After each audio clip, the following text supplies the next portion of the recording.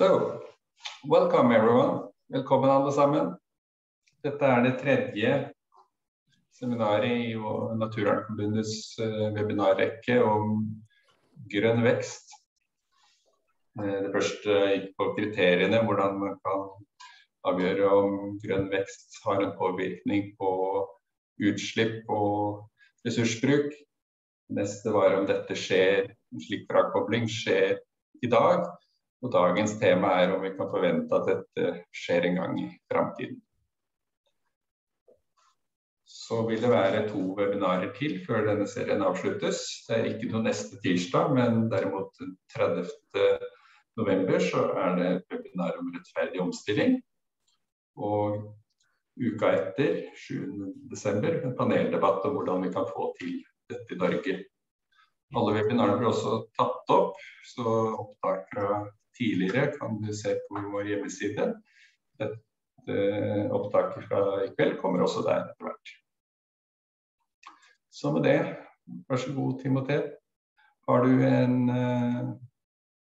en presentasjon du vil dele kanskje?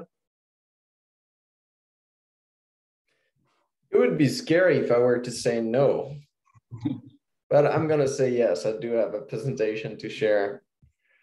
And of the 3 webinars, this is my favorite for sure. So here it is. So now you should see me, the slides, and hear my voice. Wonderful. So as in the 2 previous seminars, I will speak for roughly 45 minutes, and then we can have question and answers after this. And perhaps I should do a little recap about what happened before. Remember the first webinar, we were just setting the concept, defining many different kinds of decoupling and clarifying concept and definitions. Last webinar, we reviewed the available evidence for the type of decoupling we defined in the first webinar, which is, permanent, total, absolute, sufficient, fast enough decoupling. And basically, I really like this cartoon, which I found on Twitter. I think it sums it all. So we've reviewed the evidence and we ended up concluding not only after the evidence we saw in the Decoupling Debunked report, but also after, and especially after the exhaustive review of literature by Abel and his colleague in June 2020, that there's been no empirical evidence for the type of decoupling that we hear about in green growth discourses. And at this point, I think we've already moved in the debate, because if you were to just have this discussion 10 years ago, people will just bicker, no, but look, I've got my numbers and I've seen decoupling somewhere in Switzerland, and look, you just have the wrong numbers. Now I think the debate has moved. We agree that the type of decoupling we want has never occurred in history in the past. But some people will then tell you, well, then we just need to work harder. We need to accelerate.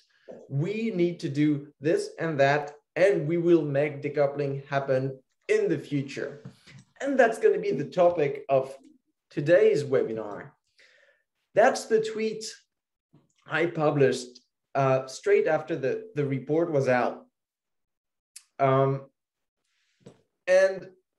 that's the way we framed it in the report, is to list 7 obstacles to decoupling and green growth, to kind of argue that in order for decoupling and green growth to happen against historical evidence, it will have to demonstrate that it can overcome these 7 obstacles.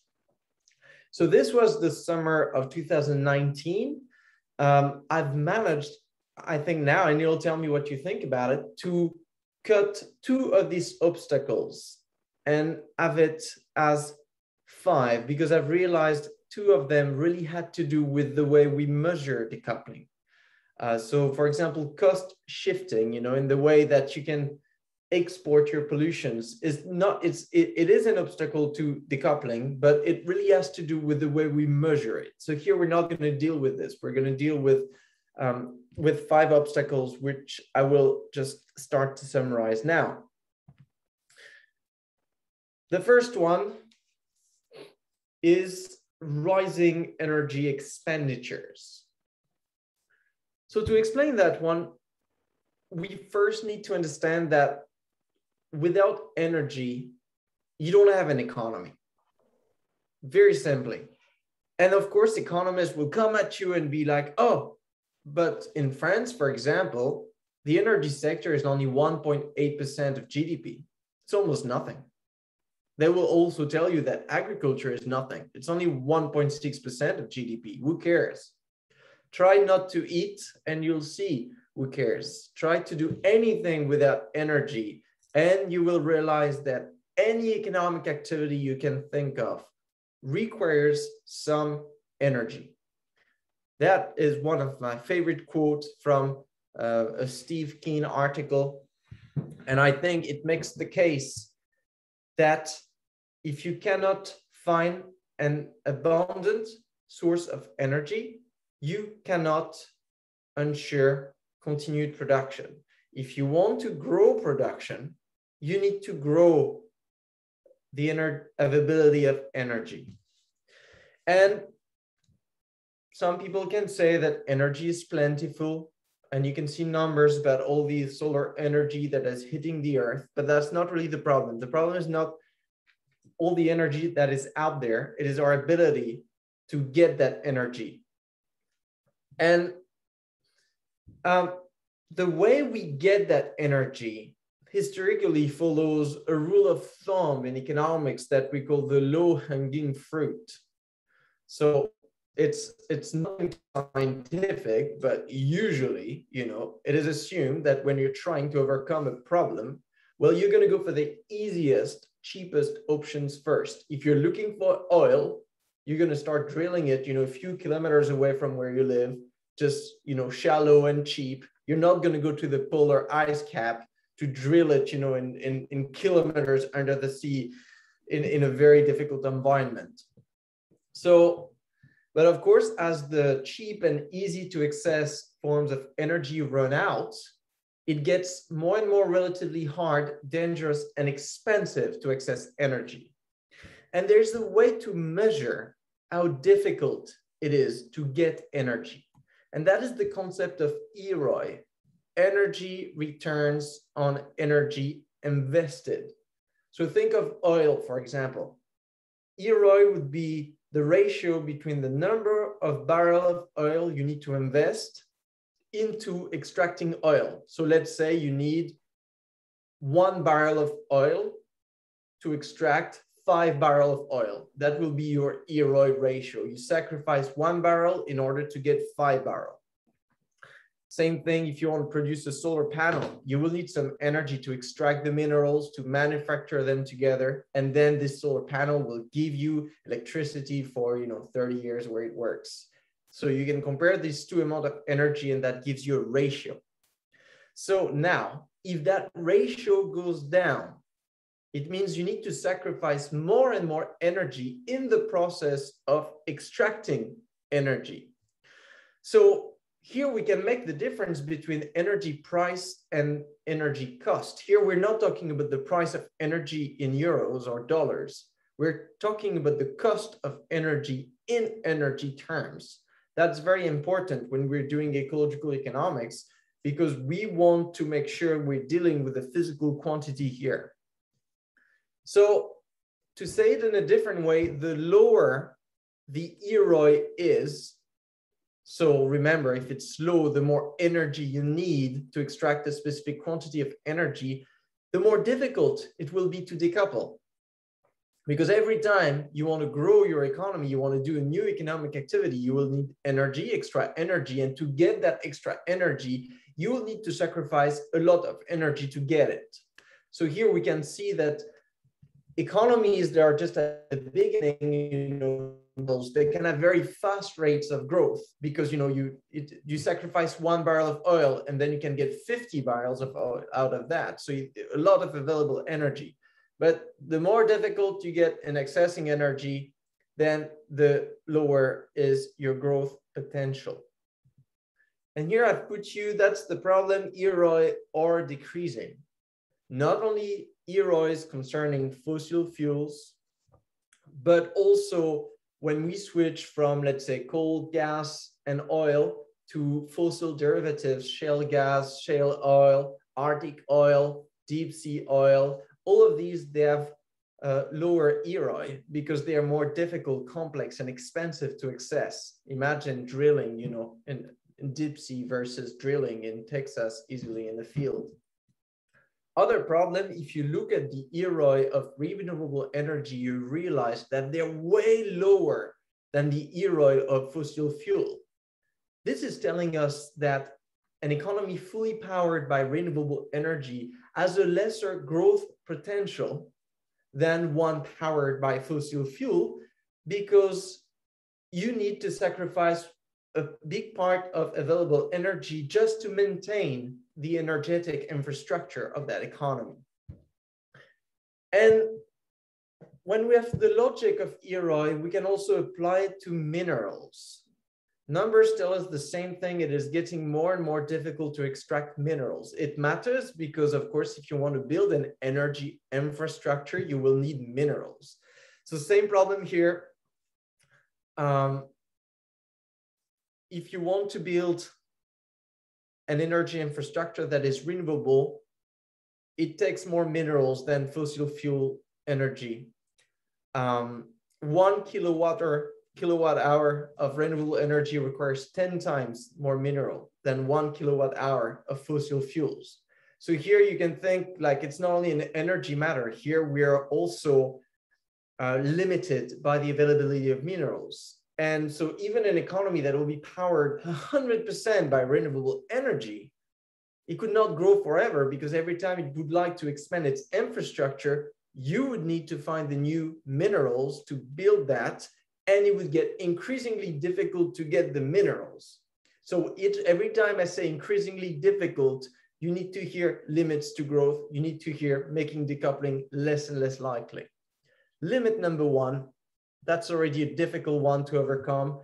And since I published the report in 2019, I have not been, I've received a lot of people have contacted me to discuss the report, but I've not received, nobody has picked up the challenge of showing me how these limits could be overcome. So this can be another way of calling anyone that really think that decoupling is possible to show me how we are going to overcome that obstacle of rising energy expenditure. That is only 1 out of 5. Let's go into the second one now. I'm so happy to be able to do this because I'm finally going to be able to make public a joke I made a few years ago. So I hope you're ready for this. Why are ecological economists so afraid of trampolines? Answer is rebound effects. If you didn't find it funny, you will after understanding what a rebound effect is. So let's start from this. People will tell you we can green growth with efficiency improvements. So new technology that allow you, to have a more fuel efficient car and all of this. The problem is that we have what is often referred to as Jevons paradox, after Stanley Jevons writing The Coal Question, noticing that actually as machines were getting more and more efficient, using less and less coal, it did not reduce the overall consumption of coal in the economy. It actually accelerated it because it allowed more people to build these machines and to use it. It made coal cheaper, and so on. So the Jevons paradox now is something we call rebound effect. And here you have to bear with me. A rebound is a situation where a more efficient use of a resource leads to using it more intensively. That's what it is in general. This is why we call it a rebound. But now it can be of many different kinds. Let's start to divide microeconomic rebound to macroeconomic rebound. So on the upper side, you can see the micro level. Direct rebound is when you have an efficiency gain and it's reinvested as more consumption of the same thing. So imagine you buy a new car, and of course it consumes less fuel than your old car, but just because it consumes less fuel and so it's cheaper to drive, you will drive it more often. And so perhaps, so let's say the efficiency improvement of having a better car is going to rebound into a bit more emissions than expected because of that change of behavior. Same thing on the production side. This is a direct rebound, but this can be also an indirect rebound. Same thing, let's imagine you're buying the new car and you're saving money on fuel because your car is so fuel efficient. Or maybe even, it's an electric car, so you don't have to pay for gas anymore. So you're saving a lot of money. And with that money in your bank account, you decide to, fly somewhere for the holiday. So here you see the efficiency gain in the car sector allowed you to reduce emissions in transport, but that saving is going to be reallocated in the economy somewhere else in aviation. So that's the case of indirect rebound. Same thing if you leave that bank account, that money in the bank account, and then the bank is investing the money into extractive industries. Same thing, the savings are circulating into the economy. Indirect microeconomic rebound, that's one category. The second category is macroeconomic rebound, having to do with the way the economy is being structured.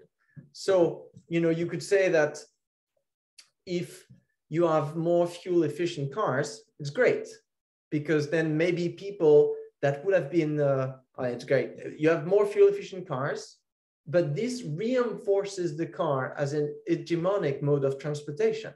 Let's say that people that would have decided between either taking public transport or the bike or a car will say, oh, I'll take the car because it's so fuel efficient.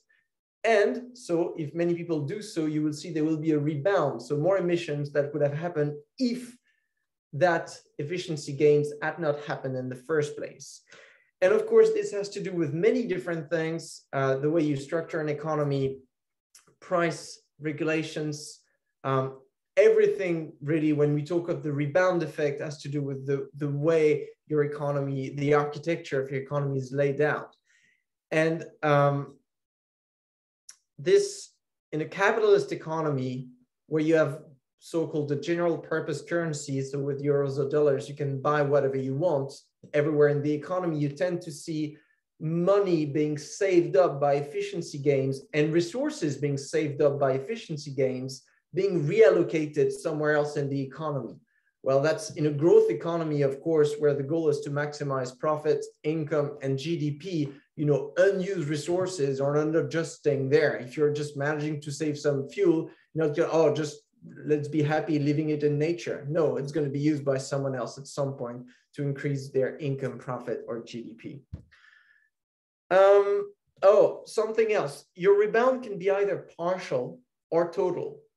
It is partial if there's still some saving in the end. So let's say you buy a new car and it's, more fuel efficient, let's say 50%, you save 50% fuel, and you drive it a tiny bit more. So then there will be a partial rebound in the sense of, you will not save as much fuel as if you would have just drove it exactly the same way as before. You drive it a bit more, so it increased, but not as much as to overcompensate for the efficiency gain. That second situation will be called a total rebound. So let's say, your car consumes twice, 50% less, but you drive it like 6 times more. So then, of course, your absolute emissions are going to increase. And then you could say that that efficiency gain has backfired. It has become total. So that efficiency gains actually worsen the situation. I'm going to keep on this, just a nice study to show that every single time, we manage to get efficiency on certain materials, it does not phase them out from the economy slowly. Actually, most of them just are seeing their use being increased, except when they are banned for other reasons. But then I'm going to give you an example, which is 5G. I like the example of 5G because it's one of the arguments is that the 5G infrastructure is more energy efficient than the 4G. The antennas, the individual antennas, they consume less. But you could say it can rebound if the volume of online activity increases. I mean, the volume has been multiplied by 10 between 2014 and 2019. So if you switch to 5G, and that means like you can do a lot more things online, and that boosts, you know, the volumes of things being exchanged online, you save a bit of a few percent through, you know, more through the efficiency gains, but this is completely overcompensated by the increase in volume. So that will be a total rebound. Plus, you could say, well, most of the phones we have today cannot receive for 5G. So in order to have this, you would need to actually everyone to change their phones. We know that one phone, you know, emits 50 kilograms of CO2 and roughly requires 70 kilograms of materials. So you can see as well that this is an indirect part of the footprint of 5G that is not taken into account if you're just looking at the energy efficiency of the antenna. And then you could also look at the macroeconomic effect, being like, who's going to make money out of the introduction of 5G? And where's that money being spent? What kind of activity are going to be allowed by 5G? Just an example, you know, if 5G allows you to have more invasive advertisements, and that this leads to, you know, more consumption of material product, that can be an example of rebound. So that's the conclusion here. Same thing as the first limit. The more rebound effect you have, the more difficult it is to decouple. If the rebound effect are partial, it is only slowing down your decoupling. If they are total, actually, it can cancel it. This limit is important to me because if you try to argue that theoretically, not even in terms of time or what, it is impossible to decouple GDP from economic growth, I think I would go for this limit and explain that within the capitalist economy, any used resource will always rebound if there is a way of making money out of it. So that's usually the argument I use when I try to show that in order to, you know, achieve ecological sustainability, we need to reform the economy rather than just, you know, decreasing at the margin what we do in the current economic architecture. Limit number 3 has to do with the service sector. Some people say we can green growth by growing the service sector. And indeed, I mean, if you look at numbers, services are less ecologically intensive than industrial activities. But here we see a few problems. First, we would need to have absolute deindustrialization. So obviously it doesn't work if you're just added, you're just service activities, they come on top of industrial ones. From webinar 1, we remember that this would lead to what I've called GDP-driven relative decoupling. You have the same amount of industrial activities, but then more service activities coming on top. And so, of course, the average ecological intensity of every euro in your economy is getting less, but there is no decrease of pressures overall. The problem is that most high-income economies have already deindustrialized to the maximum they could do so. So most of them have reached the theoretical point where you have roughly 70% of your GDP is made of services, and everything else that is not services is things that you cannot dematerialize. I mean, think of transport, industry, agriculture, construction, the energy sector, waste management. Like by definition, these, you just cannot transform them into pure services. So if you argue that we want to have absolute deindustrialization, then that doesn't work because there's no potential more deindustrialization to do. And then of course we could look at like what has been the effect of previous deindustrialization. Has this achieved absolute decoupling? Well, if you've been attentive to webinar 2, you know that the answer to that is no. So there's even less chances in the future that we decouple through deindustrialization. There is another reason why the service sector cannot gain growth, and that the fact that services are linked to other sectors. I mean, you buy a Netflix account with a computer, not instead of a computer. You listen music to a device, even, you know, when you go and have a massage, I mean, the building must be constructed, it must be heated, it must be lit. Same thing for the internet, you know, all the energy, the cables, the pipe, the data center. Every service somehow is connected to a material basis. And so we cannot say, like often people point to Amazon and say, oh, look at all the profits that Amazon is making online. But I mean, every time something is being delivered through an Amazon delivery truck, this is not an online activity. This is real fuel being burned, emitting real CO2. There's this study I quite like that's been looking at the footprint of the music industry.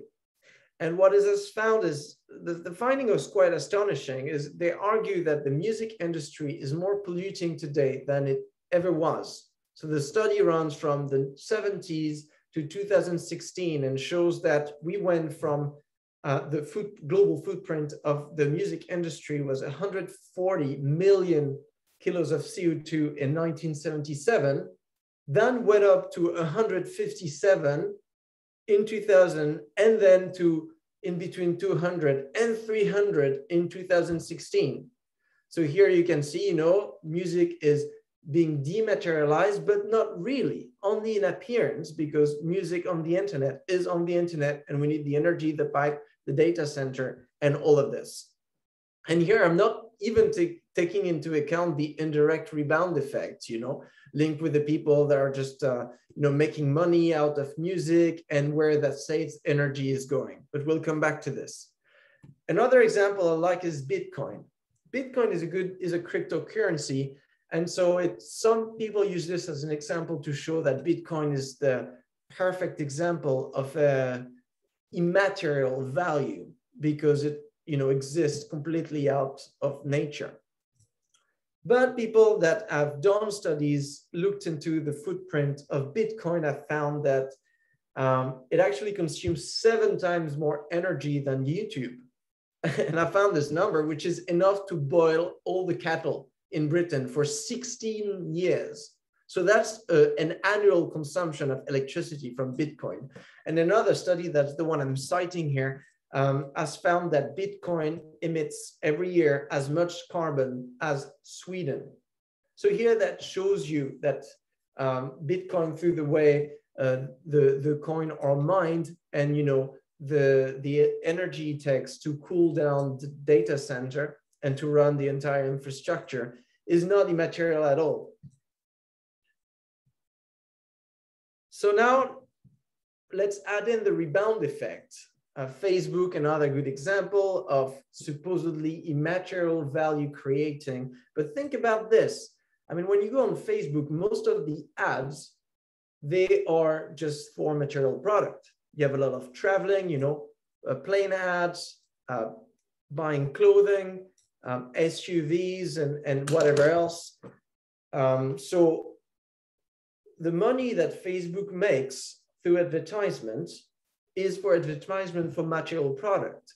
So, well, if brands did not manage to increase sales by, you know, using advertisement on Facebook, I think they would not be paying money to do so. So we can fairly assume that the advertisement they use on Facebook is helping them to sell more. If that is so, the value being created on Facebook is directly linked, well, not directly, indirectly, is not on the footprint of Facebook as a company, which looks immaterial, but it's a derivative of their activity. then we can also think of, all the salaries being paid at Facebook, all the bonuses and, the money given to shareholders. Where's that going to go? Well, part of it is going to be spent on fuel, on travels, on constructed houses, on material things. And same thing for the money being invested. Some of it is going to be invested in, further extraction of fossil fuels and minerals. So here, when we look at it from a holistic macroeconomic perspective, we realize that there is no such thing as any material service economy. The service economy functions within a broader biophysical economy and can only exist on top of this economy. This is also why, and here a little comment as to the possibility of having, theoretical decoupling forever, even if your economy was just fully made of service, assuming no one eats and everything else. Even if you were to expand this, somehow, even if it's just very frugal, the fact that you still need to use energy and materials, then you would need to increase it. So somehow that shows to me that decoupling is always theoretically temporary. And we'll come back to this when we discuss the technology. But this is my favorite example. And I've been trying to calculate this for my book. I don't have a final number yet. But you see many people play this on their TV when they don't have an actual fire. And I wanted to compare what was the carbon footprint of a real fire compared to the carbon footprint of playing a fire on YouTube. But now, from what I've said before, we know that actually that video and watching that video is emitting carbon into the atmosphere. Let me switch to limit number 4. Recycling. So the concept of circular economy that is often associated to green economy and green growth. And the idea here is, of course, if you have an economy that is extracting a lot of resources and emitting a lot of pollutions in nature, well, that's problematic. You're going to have limits to growth. But if you manage to extract resources, not in ecosystems, but in the waste you have already produced, and if instead of emitting waste actually and pollutions, you manage to reuse them in the economic circle, perhaps you could create some infinite loops of value creation. That is at least the theory of circular economy. There are 3 reasons why that story does not hold. The first family of reasons, let's say, has to do with practical problems concerning recycling. Let's start with that one. You cannot recycle everything. Here's one number. Out of 100 billion tons of resource extracted globally in 2017, you had 1/5 of that just cannot be recovered because, it's been burned, dissipated, and all of this. Then certain products are very hard to recycle. This is the case for a smartphone. I was quite surprised to realize that, even one of the most recyclable smartphone, the phone, only 30% of its material can be effectively recycled. When you broaden the reach and you look at e-waste in general, you see that a small part of it is recycled. And the most problematic aspect is that increases in the recyclability of e-waste is not going very fast. So we're not getting incredibly better at recycling. I could also mention, here that's effective recycling, but anything that you can recycle in theory is not going to be recyclable in practice because perhaps it's too expensive. Think about single-use plastics, which we recycle at a rate of only between 10 and 15%. What's most shocking is that number of recycling only 10 to 15% of single-use plastics has been the same for the last 30 years. So it's just not been increasing because there's just no value to be derived in recycling single-use plastics. Another number I found is out of 130 billion tons of plastic waste in 2019, 35% were burnt, 31% were buried, and 19% thrown in nature. So you can see for these categories of goods, we're still very much within a linear economy. And of course, to overcome this, you will also need to go against planned obsolescence. So you would need recycling rates to increase faster than planned obsolescence, which determine the rate at which you're throwing away your product. And in a capitalist economy, I think there is more money to be made in planned obsolescence and inciting more consumption than there is in recycling these materials. And so far, when we're looking at different investments, we see that a lot of money is getting into inciting consumption through planned obsolescence, and very little money is getting into increasing recycling abilities. But let's assume that you can recycle 100% of all waste, and you can do so without using any energy to do so. So even if you can do this, your growth potential would be limited to, of course, the amount of material that you have. That's the analogy I used in Decoupling Debunked to show that an economy cannot be both circular and growing, because at the end of 1 year, you've produced a certain amount of waste that you can reuse. Let's assume again, we can use 100% of that. You can reuse 100%, but you cannot use 200%. It's not possible. You cannot create waste that does not exist. In the same way that the snake, could not make his new skin out of the old one, or my new analogy that you could not build. Even if you increase recycling to 100%, you cannot build a second international space station out of the waste of the first international space station. That's just, physically impossible. What makes this even more complicated is that many materials stay in the economy for a long time. I mean, think about construction materials or materials stuck in a car that you use for 15 years or in roads. And so they become available like decades after. So if you were to start a circular economy today and still want to grow your economy, you would also be limited by the delay that it takes to render these materials available again. Third limit has to do with thermodynamics. And here, before I assume that it doesn't take any energy to recycle, but that's not true. If you want to recycle something, it takes time and effort. So energy recycling is an economic activity like any other, and so it fits within our first limit. It needs energy. The more you want to recycle, the more energy you need. And actually the recycling infrastructure also need materials, not only to capture the energy it uses, but just to recycle itself. Problem, we get back to limit number one. So if you want to increase your recycling capacity infinitely, you would need to have an infinite increasing access to energy, which you don't because of limit number one. Same thing for materials.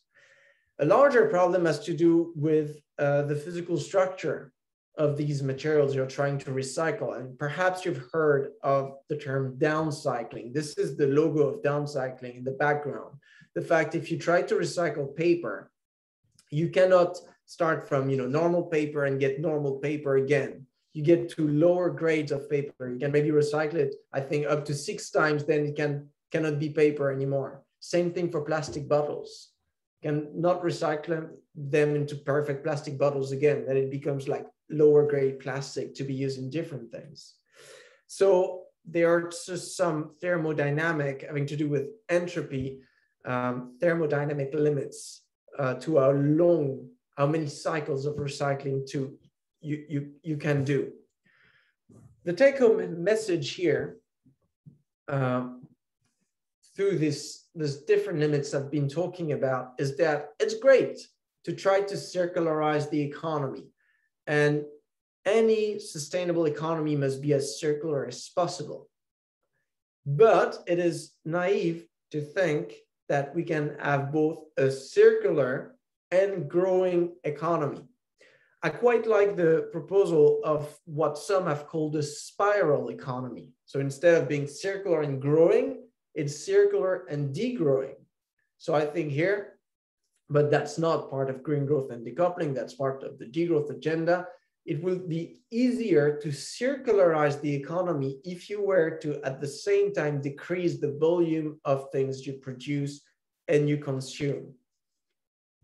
But as of what I've presented here, limits to recycling represent another, that's our fourth, limit to decoupling and green growth.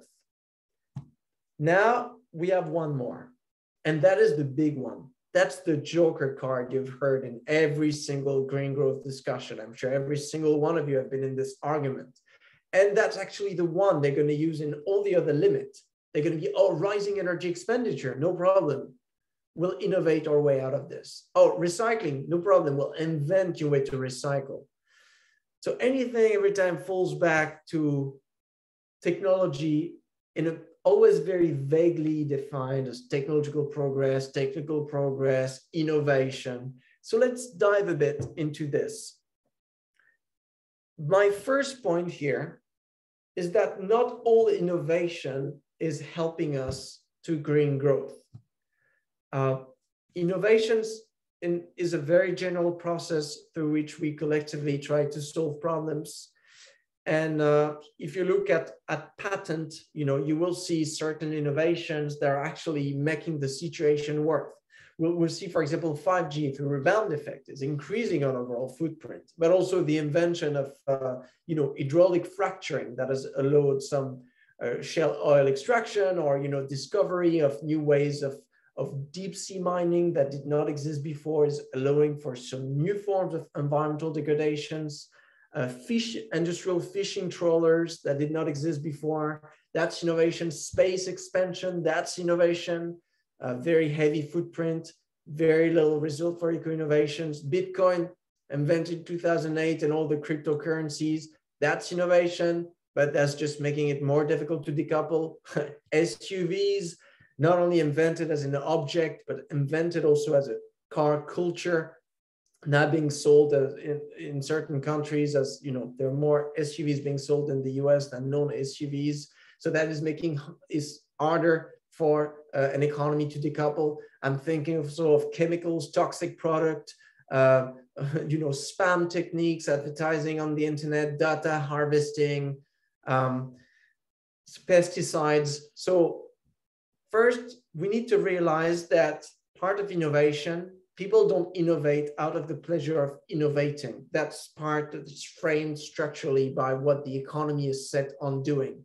And today we realize that, well, many people that innovate are part of companies that innovate in order to make money. And solving the climate crisis is not the best way to make money today. Exploiting the environment is a more lucrative activity. And so therefore we see a lot of innovations enabling us to do that. I saw this the other day, sorry, it's in French, but that was on the Twitter homepage, declaring like, bravo, we've finally managed to have the first electronic credit card transaction in space. I don't even want to know how many years, how many engineers, how much energy and materials were required to do that very single thing that serves absolutely no purpose. So that's the type of innovation that is being loaded. So every single time we're having the discussions about innovation, saving the planet, I want to see what kind of innovation you're referring to. This study is rare because it has looked beyond the concept of innovation, but looked at patents themselves. What are they about? So they've been looking at all patents in the car industry between 1978 and 2005 in 80 countries. So it's a huge study. It's from 2016. And what they wanted to know, they were comparing how many patents on fossil cars there were compared to patents on electric cars. And as you can expect, in the 70s, there were just almost no patent on electric cars. And as time goes, there were more and more patent for electric cars. That's to be expected. But what they also realized that whatever the growth of patent in electric car was, there was always more patent in fossil cars, even today. So whatever the rate of growth of eco-innovations, dirty innovation was growing faster.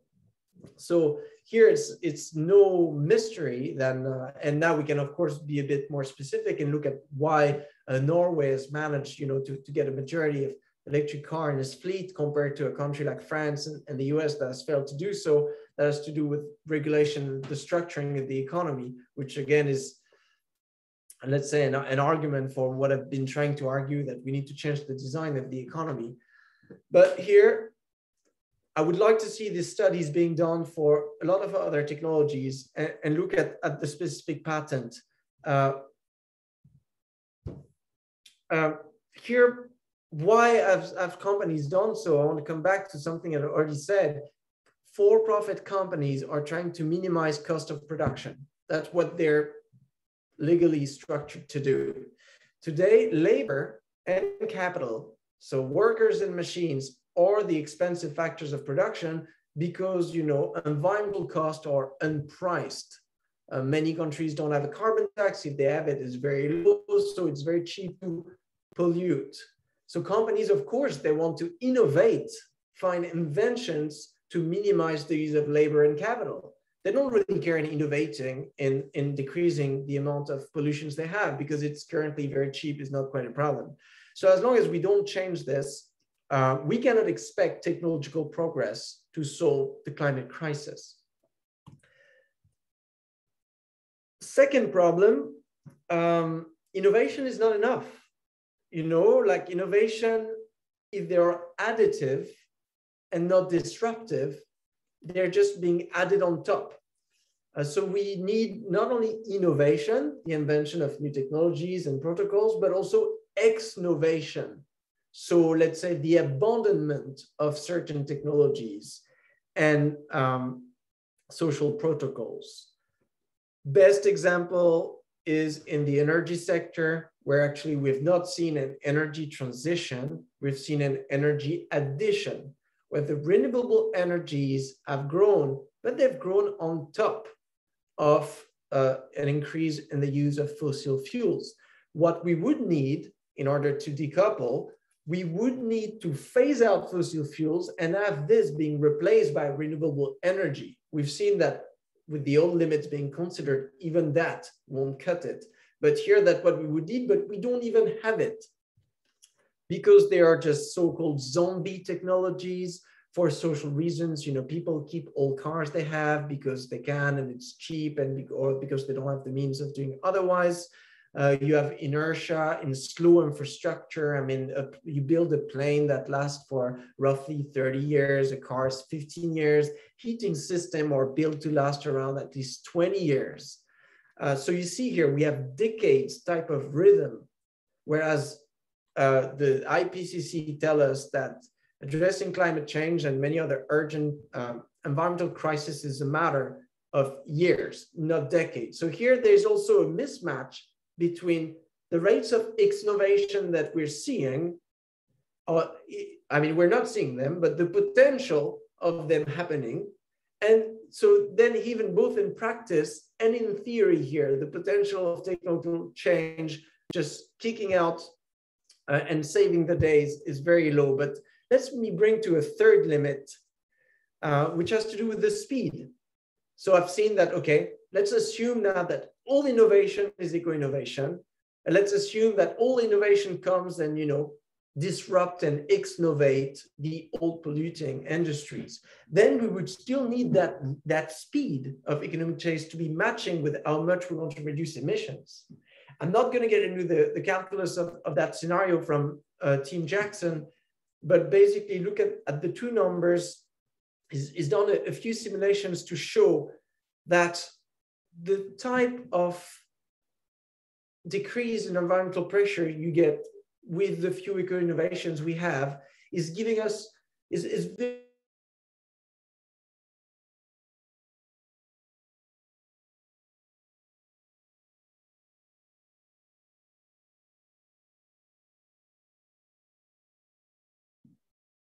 Okay. I unmuted myself. So you hear me now? Yes. So the main point here is that the required speed of technological innovation we would need to have if everything else works perfectly is enormous compared to what we had in the past, which is problematic since innovations are slowing down.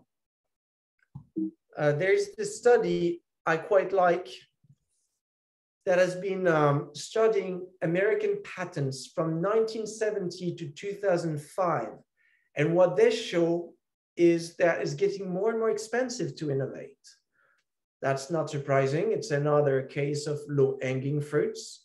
So at first, you discover things quite easily without investing too much with a small team of researchers and quite fast. And then as you try to discover new medicine, new molecules and things like this, it gets more expensive. You need more people, you need more time, you need more infrastructure. So here we also have a mismatch where we would need technological progress to increase very faster than it has in the past. But the problem is that we've already reached kind of peaks of innovations overall, and that are actually now marginally decreasing. And same thing for eco-innovations. I forgot to put it here, but I found a study looking at the rate of innovation concerning renewable energies, and they found the same type of decreasing marginal results applied to innovation, where it's more and more expensive to innovate when it comes to the type of solar panels you have, for example. So that the triple problem having to do with the technology joker card. Most innovations go against the objective of decreasing environmental pressures. The eco-innovations that arrive are often added on top of the pile and do not manage to disrupt the polluting technologies that already exist. And third problem, the speed of change is slow and slowing down, and definitely too slow to achieve the type of reduction we would like to see. So these were my 5 limits. Now, I've already overshot my time. I'm going to take a few minutes to conclude. For those of you that are interested into a few ideas in exploring the theoretical possibility of whether it is fundamentally impossible to decouple GDP from environmental pressures, I encourage you to read the last few pages of this paper by Jason Hickel and Yorgos Kallis, where they basically argue that, well, in theory, you can show anything. So you could build a theory that show you that it's possible to decouple in the same way that you could show a theory that it's impossible based on your assumptions. And they end up concluding that we should not waste too much time doing this, because that will be a purely abstract theoretical exercise. And that when we're talking about such a pressing issue, we must remain grounded in empirical reality. So I agree with them, but if you want to discuss this afterwards, I'll be happy to do so. Now let me conclude with this picture from last week at the COP, or I don't remember where it was, but you can see world leaders throwing coin into the fountain as a sign of good chance.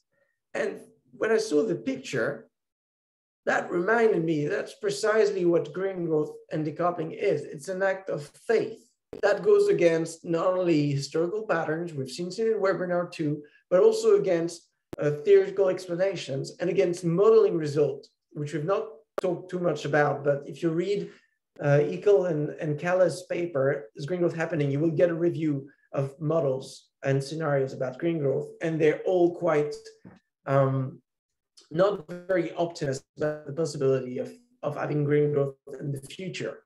But nonetheless, we keep trying and hope that it will work. I argue in Decoupling Debunked, and I still maintain here, that this is a dangerous strategy. What I think we should rather do, and this is in the conclusion of Decoupling Debunked, is follow a precautionary principle. To assume that somehow we will perhaps see some rates of decoupling, but we need to be realistic and pragmatic about how high this rate will be, and realizing that these will be enough to get us under planetary boundaries. We need to plan the extra work that, if we cannot green growth, is to reduce growth through a targeted reduction of the volume of production and consumption of certain goods and services. So that's basically the idea of degrowth. Today, if I had to bet my life on it, you know, I think there's one risky strategy and one safe strategy. If today we decide to reduce production and consumption, and if in the future, for whatever reason, we manage somehow to find wonderful technologies and magic recycling, then we could, in theory, then start to produce and consume more. But as of now, as this has not been happening in the past, is not happening today, is not forecasted to happen in the future, I think the precautionary principle tells us that we should be careful and abandon the idea for high consuming, high income countries to continue growing forever. That's the hard to swallow pill. That's the controversial question. And that is what we can discuss now. So let's open the floor for questions, Dag.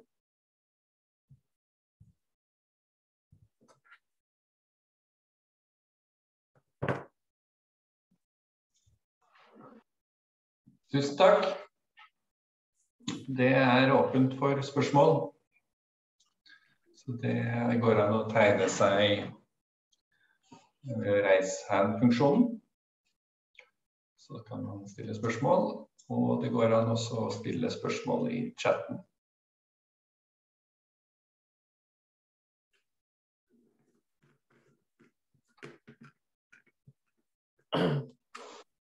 Mens folk tenker på hva de skal spørre om, så har jeg et spørsmål som jeg har tenkt på en stund. Du nevnte jo dette med circular economy, som ikke fører frem, men delingsøkonomi, hvor jeg I stedet for å ha min egen bil som må produseres, bruker naboen sin bil, eller jeg bruker Airbnb I stedet for et hotell som må bygges. Hvordan vil det slå ut I denne sammenheng?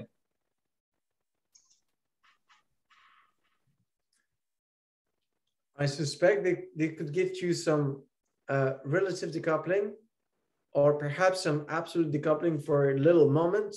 If you switch, for example, from everyone buys a car to you have one car for 10 people.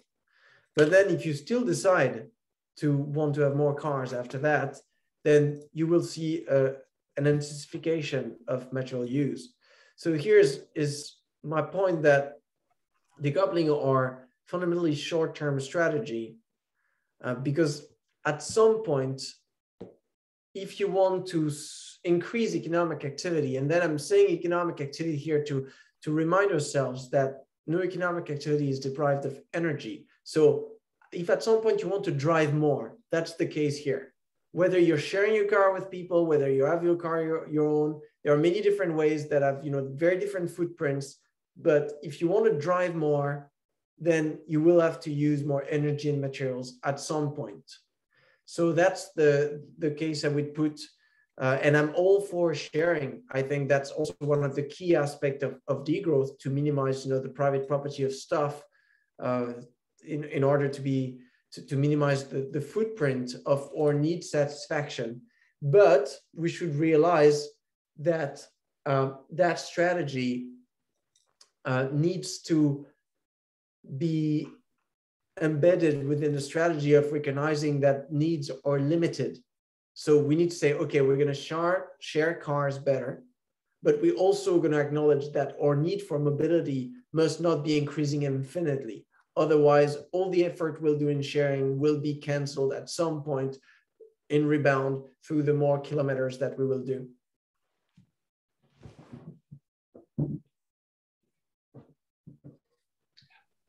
Dag Johansen. Ja, jeg snakker på norsk. Jeg ville sette litt søkelys på det her med klodens begrensninger, også når det gjelder naturmangfold og materialforbruk. Vi vet jo fra FNs naturpanel at 75% av naturgrunnlaget i verden er sterkt påvirket av mennesker, og hvilket har ført til at en rekke dyrearter er under press, ikke minst insekter, som vi er helt avhengig av.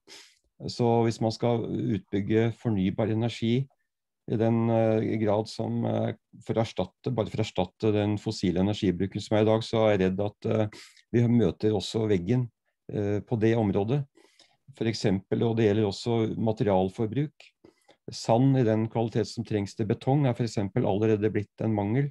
De snakker om å legge inn plastpartikler i sanda for å kompensere for det.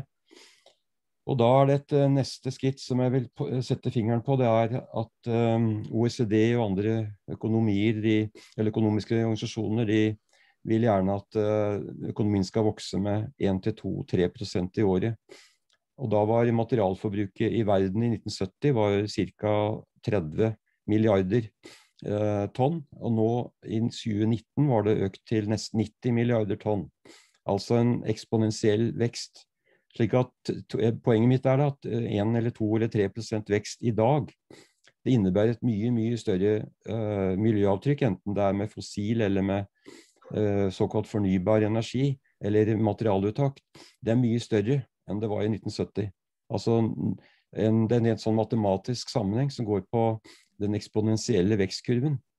Og derfor så er vekst i dag enda verre, enda farligere enn det var på 70-tallet, hvor det nærmest 1% vekst da merkes nesten ikke i naturen. Nå merkes det veldig. Så det er enda ytterligere argument mot økonomisk vekst, for det utarmer jorda i stadig raskere tempo. Takk.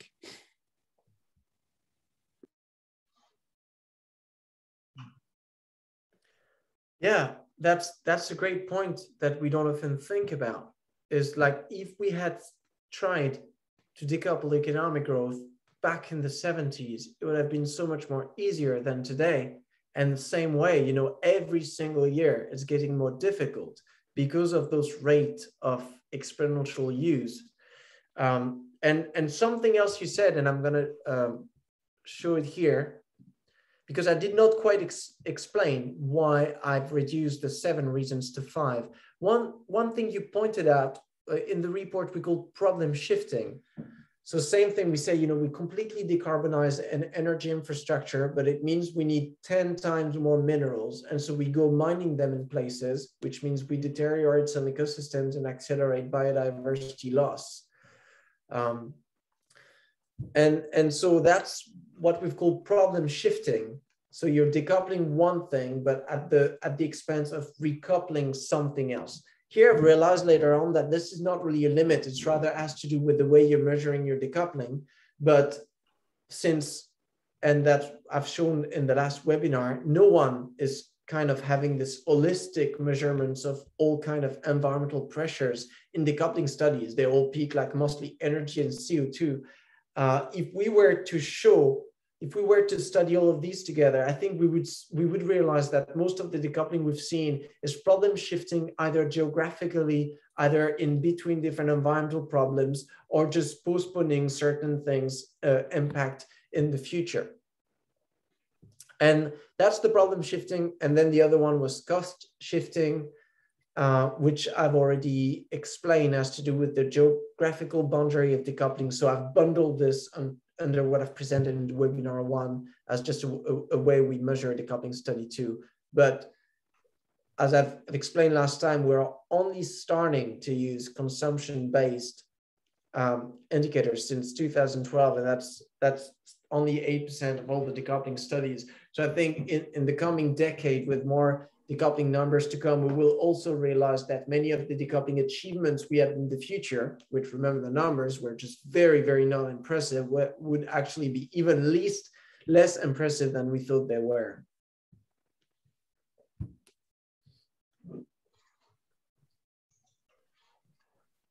Jon Arne Jørstad. Ja, jeg tror jeg tar det på norsk, så får det engelsk. Du snakker om de 5 problemene med å kunne få til dekoupling av økonomi. Hvis vi ser på det som skjer nå i Glasgow, det ikke en sjette, altså maktforholdene i verden. Hvem bestemmer hva som mulig?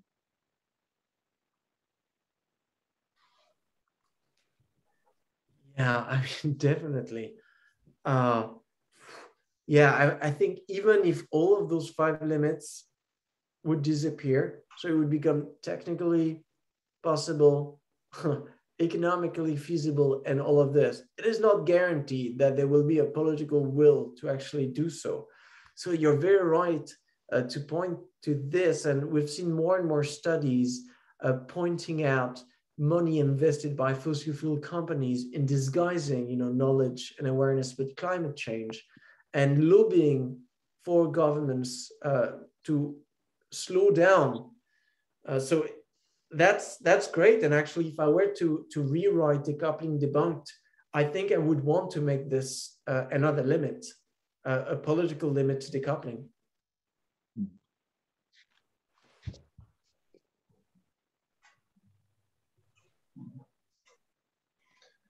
Fortsatt ledig for spørsmål, hvis det flere. Ja, Hansen ansvarig. Yeah, hey, I have a few questions, if I may. One is, one of the writers of Limits to Growth was Jørgen Randers, I guess. He's was a Norwegian professor. But lately, with Per Stoknes, they have writing some books or articles about that sustainable growth and green growth. I don't know if you are aware of this, and do you know how he has shifted his views from limits to growth to green growth? Are you aware of those articles? Or? That's... Yeah, so I've been, for Jørgen, I don't quite know. I've got here Per last book, which he calls Tomorrow's Economy. Yeah. And the entire book is trying to, a guide to creating healthy green growth. But the way he does this is not through the usual decoupling thing. He is redefining green growth, let's say in a way very close from what we would call post-growth. So he's laying like it's not about GDP anymore, it's about well-being. So he's arguing we can continue to increase well-being while diminishing our use of natural resources, which I agree with him. That's the definition of degrowth too. We can be happier with less. But the difference is that Per insists, and with his background in psychology, and I think he's got a point. I don't quite agree with him, but I think he has a point that by calling it growth, we make it a more appealing, desirable objective. That it is easier to push for change if you call it growth. I would argue the precise opposite, saying that if you call it growth, then you take the risk of actually falling back within the old, sustainable development, win-win-win, full compromise, not radical, not disruptive actions. But for Jørgen, I would be very curious to see what is written precisely about green growth and whether there's been a change of mind. From what I've seen from him, but that is a bit dated now, I've not seen a change of mind compared to limits to growth. I think limits to growth was making an abstract point, showing that you could not have an exponential growth curves in the economy in a world that was finite. But then it was not discussing all the very details of capitalism and globalization and all the different type of stuff that have been discussed ever since in political ecology. So I think perhaps from the perspective of 1970s limits to growth, decoupling might appear more achievable than from a political ecology perspective, taking into account, the exploitation, the fact that minerals, for example, are extracted in conflict zones and in the global south, the fact of climate justice, then the climate change is hitting the poor first, the linkage between global inequality and climate change, and all these type of stuff that add a layer of complexity, which I'm not sure Jürgen is taken into perspective. But I say this very unknowingly, since I have not read anything recent from him. If you have anything to recommend, please do send me a message. I would love to look at it. If you just go to Google a scholar of Per Stoknes, you will see some of his co-authors, Jürgen Randers, and all of them are about sustainable growth and this kind of things. So that's where you can find. And if I may, the second question is, I've heard this debate about like the physical possibility of green growth versus the political feasibility of degrowth, and some people are pessimist about both of them. And this famous quote that there is easier to imagine the end of the world than the end of the capitalism. So how do you feel about this? I mean, first I would say that green growth is facing some political obstacles too. I mean, that was one of the comments. So it's not like all the politicians and everyone wants green growth and no one wants degrowth. I think there's some aspect of degrowth that people want, you know, not to be dependent on expensive commodities for their happiness, for example. And there are other parts of that they don't want. But if we have to design, you know, a strategy to ensure the survival of humanity on this planet, we need to respect a certain hierarchy in between, you know, what is physically possible and what is sociologically possible. It needs to be both. But if something is sociologically possible but physically impossible, so that's, you know, that's wishful. That's a great project. But, you know, you can convince everyone it's possible, but you won't be able to convince the laws of physics that it is. So then you're running into a wall. Degrowth might face more sociological limits than green growth. That's true. But at least, you know, it goes in line with the laws of physics. And I think on paper, it can deliver what it promises. Whereas that's one of the failure of green growth, and I hope that's a point I've managed to make in these 3 seminars, is that green growth is a nice story. It's appealing, but it lacks, it's not convincing. I don't think it can deliver on its promises. So I think the agenda now should be precisely what you said, to try to, okay, now we know that if green growth is impossible, we need to work with some aspect of degrowth. And again, it's not an on-off choice. Efficiency and sufficiency always come together, but let's say we need to do a lot more sufficiency than we thought we would need to do. Now that we admit this, we need to start working on the social feasibility of this plan, how to make this in a way that is fair, that is equitable, that is democratically orchestrated, and all of this, and that the obstacles that are currently being discussed by scholars within the degrowth literature. I will wait for if I get time later. Ask the next question. Yeah, thanks. Ja. Bare for å følge opp på det før jeg slipper til Jørn Arne igjen etterpå. For politikk er jo det muligste kunst. Og hvordan vil du ramme inn en sånn nedvekstpolitikk? Hvis det ikke skal være en revolusjon, men en reform, hvilke rammer kan man sette type politiske tiltak det første skritt på veien?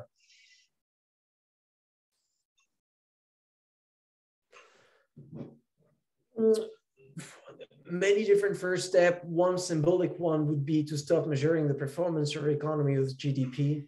I mean, many people agree with this, but that's not been done in practice. And I think if we were to do it in practice, that would actually be more disruptive than you think. Imagine if now your government stop calculating GDP or stop taking GDP into account in policy making, but use something like the New Zealander well-being budget with 65 indicators of social and ecological well-being put together. Imagine if every company, when they're deciding what to produce and how to produce it, is not following, maximization of profits, but is having, same thing, a dashboard of social ecological indicators of performance. So that for me is a degrowth policy. Per would agree and would call this, that would create sustainable growth.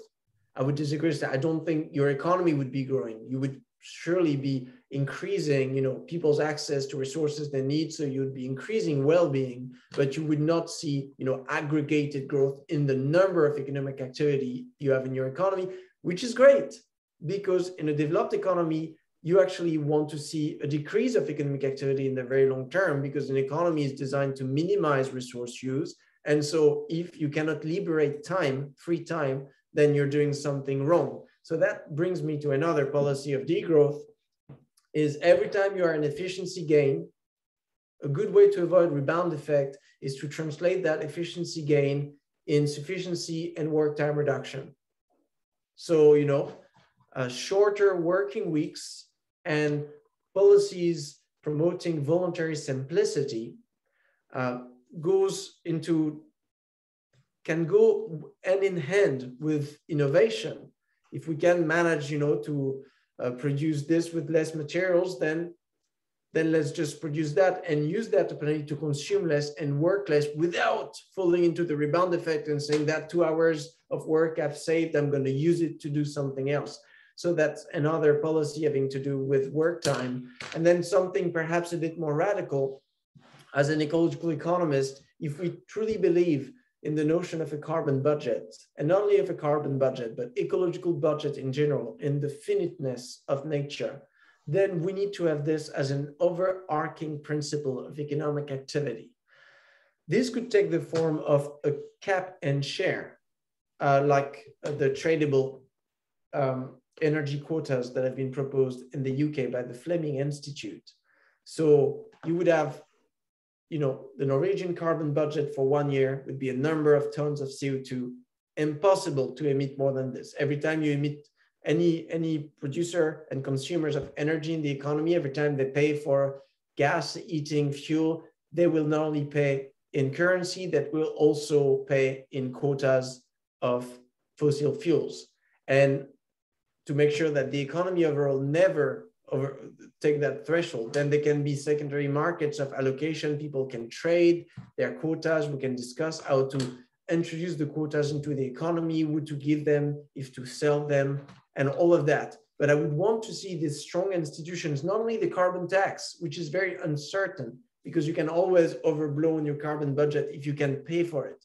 Money is immaterial. It's just, a belief. What we need is institutions that allow us to respect carbon budget.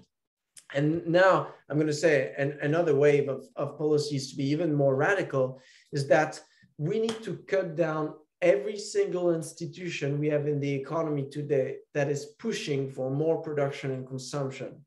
Advertising, for example. Advertising has no place to play in a post-growth economy. Why are we still having an advertising sector? Planned obsolescence should be banned, criminally punished. Every single thing that has as a purpose just to make more money, through the increase, not of the quality of a product, but through the sheer quantity of its sales, should be put into question.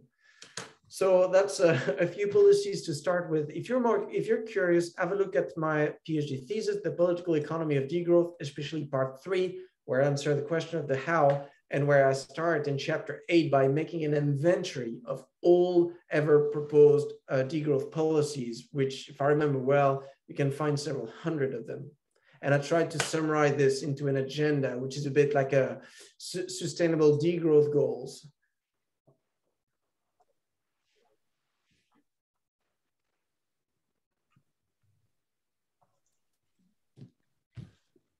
Jon Arne?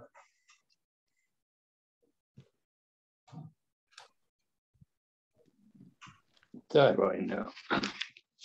Ja, til dette med Jørgen Anders, han kom ut med en ny bok for noen år siden, 2052.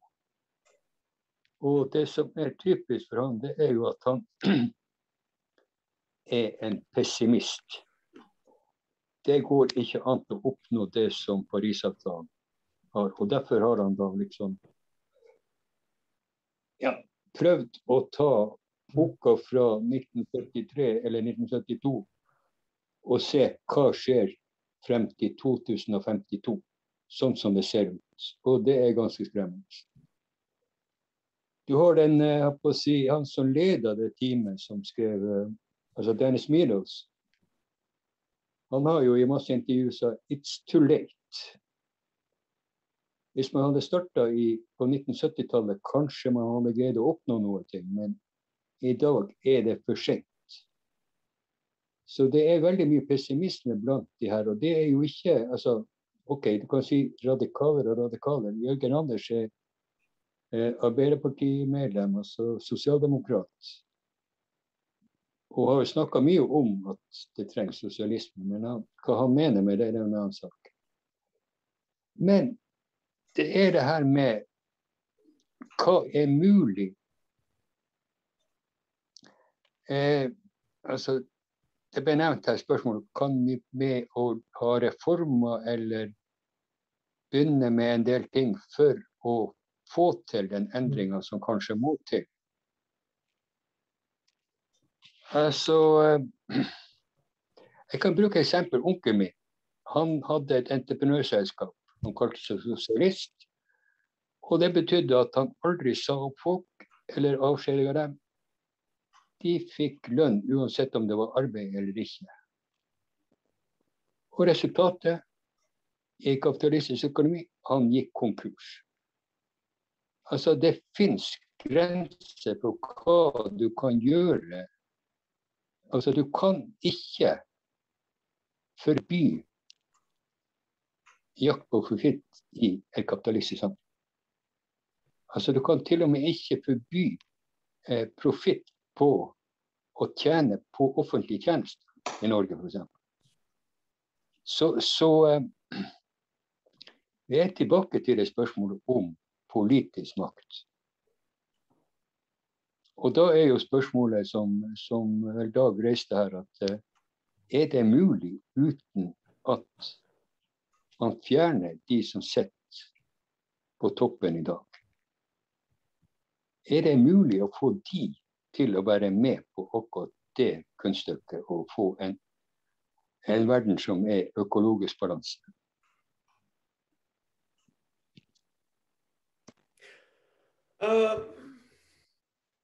No, and here I'm going to share a word that I quite like, and that word is expropriation. And I think that's something that is quite characteristic to degrowth, that we won't be able to solve that crisis within the current hierarchy we have in the economy. Inequality is slowing down change. You know, the ability of the global elites to lobby against change is just too high. They control the means of production, and so they decide what to innovate, what to produce, what to invest. They decide to do advertising and planned obsolescence and all of this. All of this is the result of extremely unequal distribution of power, having to do with, you know, access to economic resources. And so the first thing we need to do, and I don't know whether we'll need the revolutions to do this, but is to radically reduce inequality. In my thesis, you know, I'm calling it, you know, the nice way of calling it is democratizing the economy. But in practice, that takes through the expropriation of people that have too much power, because that is the case today. It's just a few companies, a few people, a few households, a few regions that have disproportionate power over decision-making. So it's not a matter of ensuring that everything else grow to their level. No, it's a matter of just taking power from them and spreading it from all the people.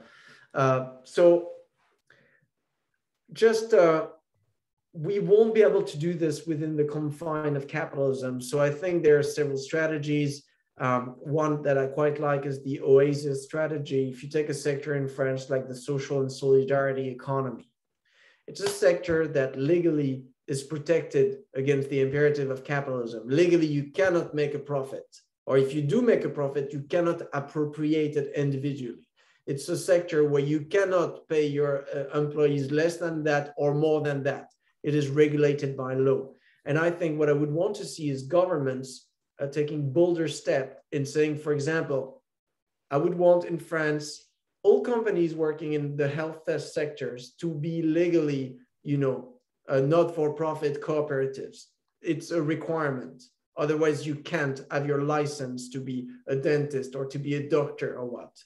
And so through somehow creating more and more oases in the economy, then as soon as we have them, and in France, the social and solidarity economy is 10% of GDP, we can decide that's the part of the economy where we want to invest energy, material, and hours. So every time we expropriate, every time we decrease something in the capitalist economy, we know that that thing either stopped to be used completely, that's complete degrowth, or is being reallocated in an economy where you don't have that constant imperative and that spirit of exponentiality that's going to, return you to previous problems. So I think here, the way I'm thinking about it is this transfer of creating the oasis, the alternative, and then transferring power to there. But perhaps you'll tell me like, well, but how do we start in the first place? What is the first aspect? And then if we fall back on the goal of reducing inequality, the numbers, the scheme I use in my thesis come from Thomas Piketty, the French economist that is talking of participatory or participative socialism. So that's his frame, which is not as radical as anti-capitalist than degrowth, but is arguing with the type of taxation system we have today, we could still really bulk up rates as to have this very fast and massive reduction of inequality. And from what I've been seeing in writing my thesis, if we don't do this, nothing else will work.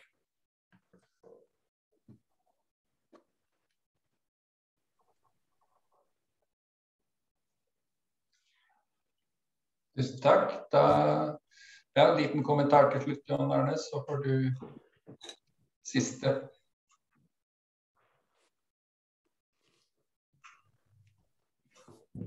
Du er mutet.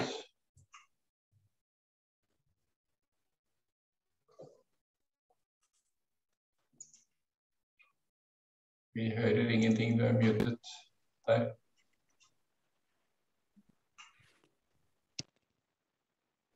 Ja, der er vi. Ja. Det er jo spørsmål om tidsramme her. Altså, hvor hurtig må disse endringene skje for at det ikke skal bli no return, for å si det sånn. Det snakkes om at hvis ikke du får radikale endringer innen 2050, så kommer du til å få en katastrofe i verden, og da blir kanskje menneskene vår tids dinosaurer som blir offre av naturen, for å si det sånn. Og da er jo spørsmålet om, hvem kan du stole på som skal gjøre disse endringene? Er det sånn at det er mulig å få sånne folk som sitter i Glasgow nå og diskuterer, og få de til å ta de grepene? Eller må man gjøre sånn som Greta Thunberg og masse andre, at du må få folk til å presse på atskillig mer? Og som noen av dem sier, du trenger revolusjon for å få ting endret fort nok.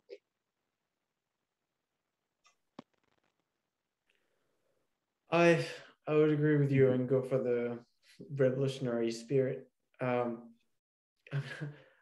even like young, so I should be, optimist and believe that we can change the system and everything. But no, I don't think the people that are just in Glasgow right now are going to change the system. I think they're going to continue doing what is precisely at the source of the problem. So I think people need to put more pressure. And some of that pressure needs to be more disruptive than what it used to be. So I'm not afraid of using words such as, boycotts and sabotage and just, refusal to work, striking, and an array of other measures that are completely radical and just to stop compromising with a situation that is unfair. And I think for us, we have no choice. Is to find a way of doing this as fast as possible. I don't believe that there is there's not enough time or we have enough time. Regardless of what happens, we always have to work with the urgency of trying to do the best we can, the fastest we can. But you're right that we need to learn from previous mistakes, and perhaps we need today acknowledge that we will have to take a lot more risk as normal people, as workers, as consumers, as parents, as voters, as global citizens that we had in the past. And here, you know, that Greta Thunberg, I think, is really beautifully representing that spirit of revolution and has inspired a global movement. And perhaps it is now the time for us to think in the way we work in the system, how we can, you know, through our action, start to unmake capitalism before we can get that space to do what I've said before, you know, make an alternative economy, before we need some massive, collectively organized strategy of sabotage. And that is a wonderful way to finish that webinar.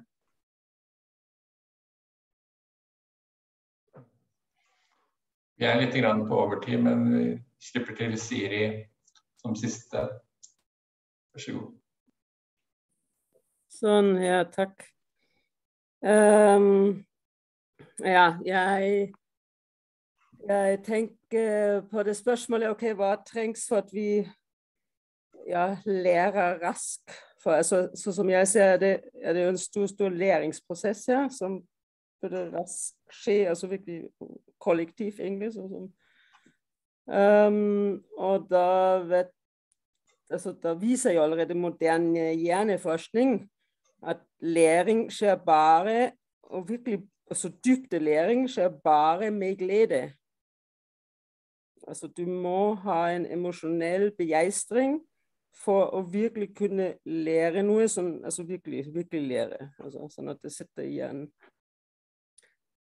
Altså hvis man tenker litt på egen erfaring, eller jeg lærer, altså jeg kan, altså uten at jeg har forsket på det, men ut fra erfaring kan jeg også bare bekrefte det.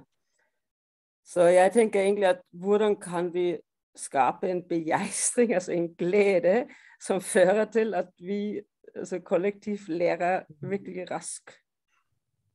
Og ikke bare teoretisk, men også på en måte omstille, og så også overføre det vi har lært til praktisk handling, altså til praktisk, altså en endring av atferd. Og det må være forbundet med glede. Altså, for ellers skjer ikke den læringen. så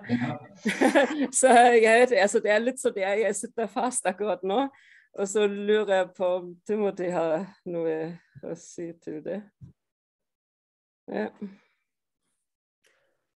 That's a very interesting point, and I agree with you on the need for joy. And you know, I've been spending a lot of time recently speaking with engineers and engineer schools and talking about planned obsolescence, and see how people are disappointed at work. They don't see the point of it. They don't see meaning in their work. They don't see joy in doing what they're doing. Mm-hmm. So I think just learning that by, you know, taking back control of the economy, of, you know, what we produce, how we produce. Mm-hmm. So here, for example, going from industrial planned obsolescence for profits to go to, you know, artisanal, durable goods produced in a convivial manner, localized, slow industry. That can be a booster of joy. And the challenge for people to go from one to the other is a way of, let's say, you know, unleashing, building on some frustration that you had. I think, and I'm completing what you say, the joy also is the dark corner, you know, the other side of the coin of frustration created by capitalism.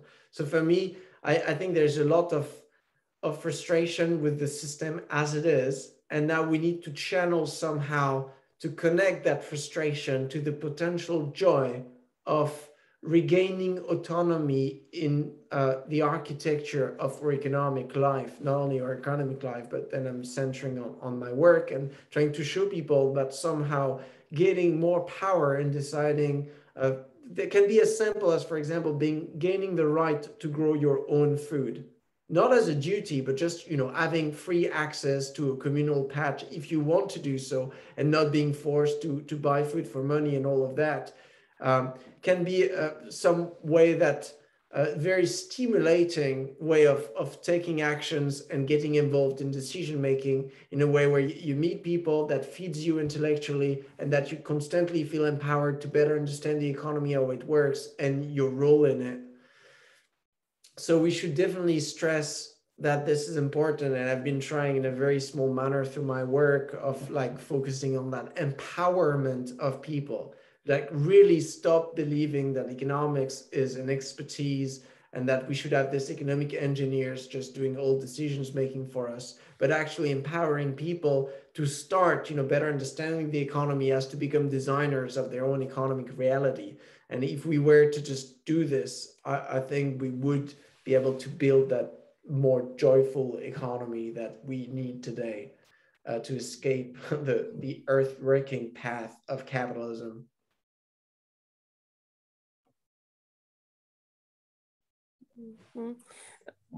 Kan jeg si en ting til? Okay. For et poeng det med glede i å bidra til å berike andres liv, det er jo mye glede. Det andre jeg tenker på, en setning som jeg tror det er fra Hannah Arendt, at nå er batteriet mitt snart tomt her, at frihet er innsikt i nødvendigheten. Sånn at det krever på en måte at folk skal oppleve det som frihet, eller ikke vil ha en på en måte økodiktatur, for det henger jo også ofte i lufta, så må det være en innsikt i nødvendigheten. Sånn at det ikke oppleves som, som tvang, eller, jeg er ikke helt sikker på om det er Hannah Arendt eller Hegel kanskje var den første. Det er akkurat det jeg ikke er sikker på. Men så det lurer jeg også litt på om du har tenkt litt videre der, eller altså om det er noe som du har å si rundt det. Well, you're opening a very difficult questions at the end. So I would say at this point of the night, the necessity having to do with my biophysical need for food is taking over my desire to regain freedom out of capitalism. So I must say that, no, I don't feel like I've got anything mind-wrecking to say about that particular quote you were referring to. But I'll be happy to discuss it more in another time.